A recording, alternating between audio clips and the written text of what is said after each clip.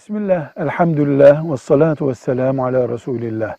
Ayakta su içmeyi men eden hadis-i şerifler var. Ayakta yemek yeme ile ilgili aynı hadis-i şerifler aynı yerlerde yoktur.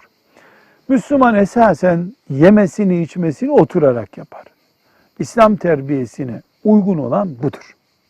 Ama ayakta yemek yiyen birisi haram işlemiştir, acilen tövbe etmesi gerekir şeklinde de ikaz edilmiyoruz.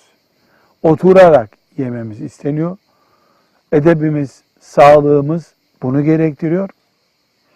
Zaruret varsa, çok acil bir şeyler yiyip gidilmesi gerekiyorsa, mesela yer oturmaya müsait değilse ayakta yemek yenebilir.